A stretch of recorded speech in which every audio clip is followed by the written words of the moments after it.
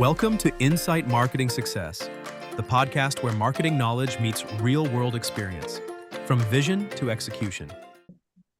Latrese, welcome to IMS, Insight Marketing Success. Love having you here today. I had the opportunity to talk to you in the past, but for those who have not met you, tell us, who are you? Hi, my name is Latrese Stewart. I am the founder and CEO of Last Minute Messenger Service. I am what I call a legal logistics specialist. My professional story actually started in the legal field. I was working as a paralegal, and I noticed something very early on. Attorneys and myself was consistently chasing documents, waiting for notarized documents, scheduling different courier companies, and coordinating process servings and following up on things that should have already been handled. So I saw a gap. And in 2016, with technically no formal business training, I stepped out on faith and created the company that bridges legal services and logistics under one roof. I'm a mom of three. I wanted flexibility, but I also wanted impact. So I built something that solved operational problems for attorneys, real estate professionals, real estate attorneys, estate planning attorneys, and business owners. And over time, what started as helping with errands, helping here and there, became structured legal logistics management. And that evolution shaped who I am today as a professional. Wonderful. That's a great story, following the American dream. Yes. When you first started, as you indicated, you started with a leap of faith. What was your biggest marketing challenge? How did you get your word out? Alrighty, so let's see. The biggest marketing challenge that I see that I faced was, when I started Last Minute Messenger Service, I realized that I wasn't selling a product that you could hold. I was selling process serving, mobile notary service, courier service, and paralegal support, all wrapped up into one streamlined solution. The problem was that attorneys, real estate professionals, and businesses were used to hiring 4 different vendors for this. They didn't immediately see the consolidation making sense, right? So the biggest marketing obstacle wasn't competition, it was educating them, right? Educating them on why it was important to have it all under, on the ease of putting everything under one umbrella, right? I started by shifting from selling services to selling solutions, right?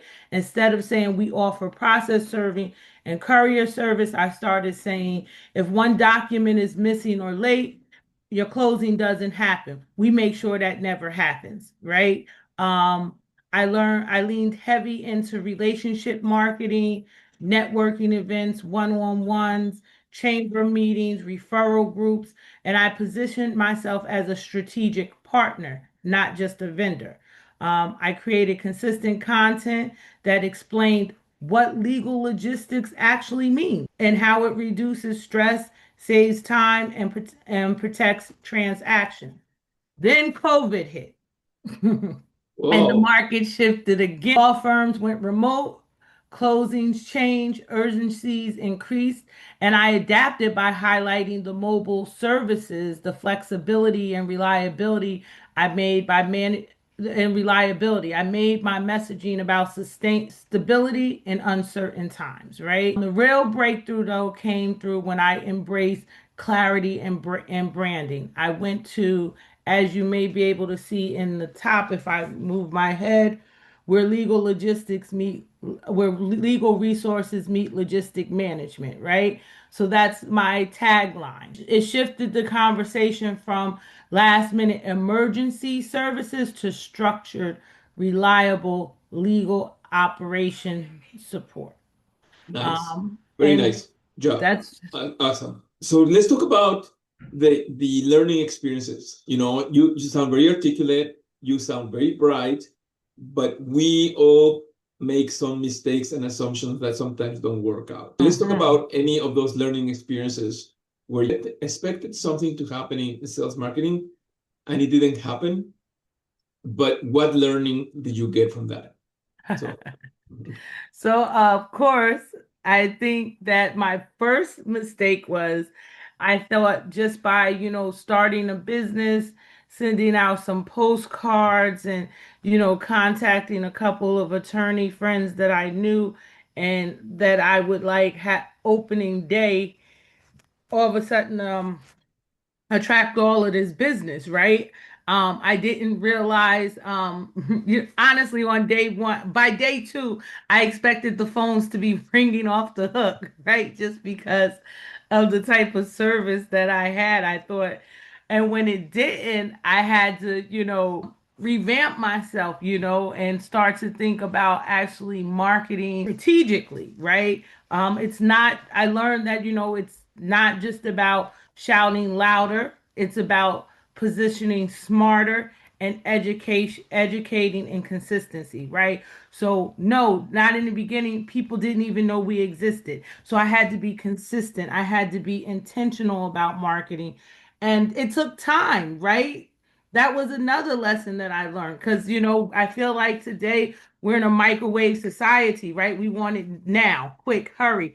And a lot of times it takes laying down the foundation and getting out there. And I think if I could go back and tell my younger self, something about starting a business, I would have been like, start marketing probably 6 months before with the coming soon instead of waiting till the doors open. You know what I mean? Because then that would have kind of built up some awareness. People would have been like more curious, like, oh, what is this coming? You know, but you live and you learn. Yeah, exactly. Good. Live and you learn. How do you approach storytelling in your brand communication? Storytelling. So I try to approach storytelling with authentic, real, transparent stories, right? That kind of reaches everybody from every walk life. I mean, there are some things that are just going to be universal across the board, right?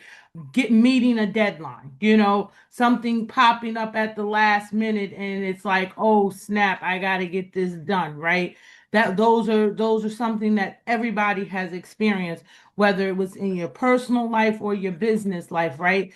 Things sometimes get slipped through the holes, right? You put a document on your desk and then it gets covered with 100 other documents, and then you go through it and it's like the day before and it's due, or the day of and it's due. I try to approach storytelling with being authentic, being transparent, and telling stories that everyday people can relate to. Great. Awesome. What is the biggest trend you see in marketing today? I think that the biggest trend I see today is probably trust-based positioning. We're in a world of AI, automation, fast content, and noise, but people still like just the basic truth. They want to be able to feel like they can trust you. They want to be transparent. I think that, in marketing, I feel like marketing now is going in a lot of animated, a lot of AI. I try to keep it real simple, keep it real transparent, keep it still just trustworthy and, real, real. Yeah. All right. So who would be the best customer for your service? So our ideal customer would be attorneys, specifically in real estate and estate planning and litigation, right? Because those are the people who would need documents notarized, who need documents served, who needs documents prepared, even though we could, work in a whole bunch of different industries, but specifically litigation, real estate attorneys, and estate planning attorneys. We also title companies, real estate professionals in all capacity, whether you're a real estate, whether you're a lender, whether you're a title company. Those type of people really could use our notary services. They really rely on making sure that their process is moving from one step to another. Yeah, those are typically um most of the people who we, like to target. We also, we also love high-end retailers who want to give their customers the convenience of being able to place an order online and having a trustworthy service pick it up and deliver it to their door. Wonderful. Okay. So now let's talk about Latrese at heart, the core of Latrese. So let's imagine that you go to a restaurant and you're in one of those booths where you cannot see each other. And suddenly you hear familiar voices, and there are three of your best friends talking about you. And they are saying positive things. But what would be those three positive things you would like to hear from them about you? I would probably like to hear them say that I am reliable, that I am trustworthy, and that I am dependable. Those are nice. Reliable, dependable, and trustworthy. That seems like to be the core of your business, right? Yes, it is. Yes, it is. And it also is the core of who I am as a person. I like to be able to show up for my friends in our personal lives when they need us too, I like to show up for my children, and same thing in work. So, I think that those core principal values of mine, they translate across all areas of my life. Wonderful. So Latrice, you and I both know that life sometimes throws a punch to you, and your professional life and your personal life can have problems. And when things get overwhelming, how do you stay grounded? How do you stay calm? I want to start by saying that faith grounds me in everything to start, right? So whenever I feel like things are starting to become overwhelming, I stop, right? I breathe and I pray for a second, right? That's just who I am. But then I rely on the systems and processes that I put in place, right? Because they've been tried and true and they've been tested. So after, that initial prayer to get myself calm and back under control, it hits me like, these are why you have these systems and processes in place, right? Work on. So I jump back in at square one, like, okay, so this is what needs to be done. This is what needs to be done. Of course, you always got to ask the question. So where are we at right now? And then how do I get it from here to completion, right? And then jump in and put those systems and processes that you've laid out in place. And then trust in the fact that, this is what I do. I've been doing this now. It'll be 10 years on the 26th of February. I have a little faith that, listen, I know a little something about what I'm doing because I've been doing it for a long time now. So Wonderful. All right. Let's imagine that you have the ability to whisper something in your ear when you first started your career. What would you whisper to yourself? So again, I mentioned this before. So the first thing I would do is I would say, I would probably have started my business. I would have whispered to my younger self, don't be afraid to step out on faith, right?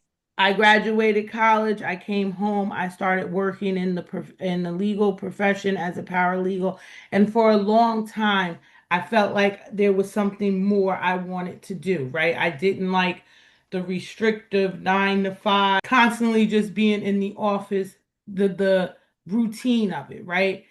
So I probably would have told myself, see, I probably would have whispered to look for these gaps earlier and see them and then step out a little earlier, right? That would have probably been it. I also would have told myself again, start when I started the business, start marketing at least 6 months before you ever open the doors for sales, right? Coming soon works, coming soon, February 2020, February 2016, things of that nature to kind of build that momentum. And I would also, the third thing I would probably tell myself is like, it's never easy, right? It's never going to be easy. It's always you're going to face challenges, but face those challenges with courage, right? Because, if you have courage and faith in you, then you can solve these problems that you are so afraid of and sometimes will paralyze you just by taking the first step and taking a step back and saying, "Oh, what do I need to do next?" Right? So those would be the advice that I would give my younger self to, in starting this business. Latrese, thank you very much for being part of IMS. I enjoy talking to you and learning about you. This has been wonderful. Thank you. I appreciate it. Thanks for listening to Insight Marketing Success, where marketing knowledge meets real-world experience from vision to execution.